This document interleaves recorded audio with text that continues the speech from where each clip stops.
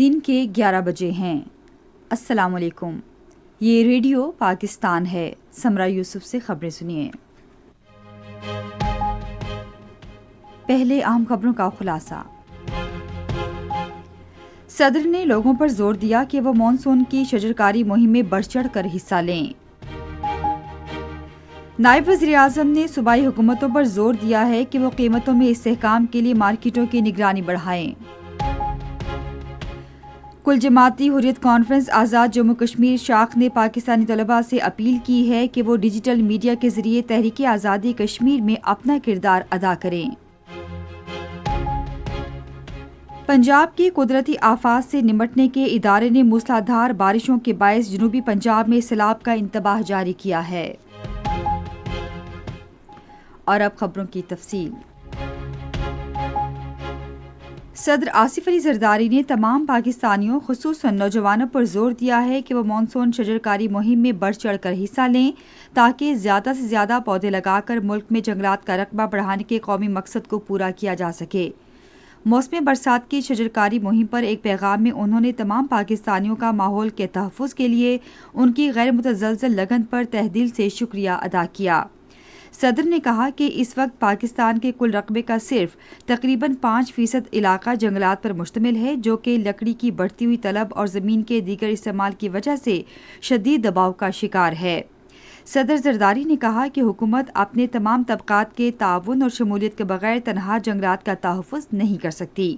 انہوں نے کہا کہ اس سال موسم برسات میں شجرکاری مہم کے ذریعے ہمارے پاس اپنے ماحول پر دیر پا اثر ڈالنے اور اپنی نوجوان نسل کے لیے ایک سرسبز اور صحت مند مستقبل محفوظ بنانے کا موقع ہے۔ موسمیاتی تبدیلی کے بارے میں وزیراعظم کی رابطہ کار رومینہ خورشید عالم نے کہا ہے کہ حکومت نے کئی ایسی پالیسیاں شروع کی ہیں جن کا مقصد ماحولیاتی استعداد کو قومی منصوبہ بندی میں مربوط کرنا ہے۔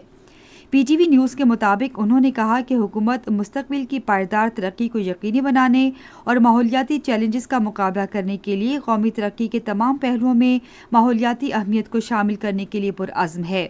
انہوں نے کہا کہ قومی مطابقت کے منصوبوں، ماحولیاتی تبدیلی اور پانی سے متعلق پالیسیاں مربوط ہونی چاہیے تاکہ مؤثر انداز میں ماحولیاتی خطرات سے نمٹا جا سکے۔ رومینہ خورشید عالم نے ماحولیاتی تبدیلی اور آفات کے بڑھتے خطرات سے نمٹنے کی خاطر استعداد کار بڑھانے کے لیے عالمی امداد کی فوری ضرورت کی اہمیت کو اجاگر کیا۔ حکومت نے فیصلہ کیا ہے کہ ربی کی فصل کی کاشت کی غرض سے یوریا کی تیاری کے لیے کھاد کے تمام کارخانوں کو گیس کی بلا تعطل فراہمی یقینی بنائی جائے گی۔ یہ فیصلہ اسلام آباد میں نائب وزیر اعظم اور وزیر خارجہ اسحاق ڈار کے زیر صدارت یوریا کی دستیابی اور فراہمی سے متعلق جائزہ اجلاس میں کیا گیا۔ آنے والے ربی سیزن میں گندم کی کاشت کے لیے کھاد کی مناسب قیمت پر وافر مقدار میں دستیابی کو یقینی بنانے کے لیے متعدد اقدامات پر غور کیا گیا۔ نائب وزیر اعظم نے صوبائی حکومتوں پر بھی زور دیا کہ وہ منڈی کی کڑی نگرانی میں اضافہ کریں تاکہ یوریا کی قیمتیں مستحکم رہیں اور ناجائز منافع خور فائدہ نہ اٹھا سکیں۔ کل جماعتی حریت کانفرنس آزاد جموں کشمیر شاخ کے کنوینر غلام محمد صفی نے پاکستانی طلباء سے اپیل کی ہے کہ وہ بامعنی اثرات کے لیے ڈیجیٹل میڈیا کے ذریعے تحریک آزادی کشمیر میں اپنا کردار ادا کریں۔ طلباء سے خطاب کرتے ہوئے انہوں نے کہا کہ مقبوضہ جموں کشمیر کے عوام کو پاکستانی نوجوانوں سے بہت سی توقعات ہیں۔ حریت رہنماؤں الطاف حسین وانی اور شمیم شال نے بھی نوجوانوں پر زور دیا کہ وہ سوشل میڈیا پر بھارتی پروپیگنڈا ناکام بنانے کے لیے آگے بڑھیں۔ دوسری جانب انسانی حقوق کے کشمیری کارکن خرم پرویز کے قید میں 1000 دن مکمل ہو گئے ہیں۔ بھارت کی قومی تحقیقاتی ایجنسی نے خرم پرویز کو 22 نومبر کو حراست میں لیا تھا۔ پنجاب کے قدرتی آفات سے نمٹنے کے ادارے نے کہا ہے کہ اگلے 24 گھنٹے کے دوران شدید بارشوں کے باعث ڈیرہ غازی خان، ملتان اور بہاولپور ڈویژنز میں سمیت جنوبی پنجاب میں سیلاب آنے کا خدشہ ہے۔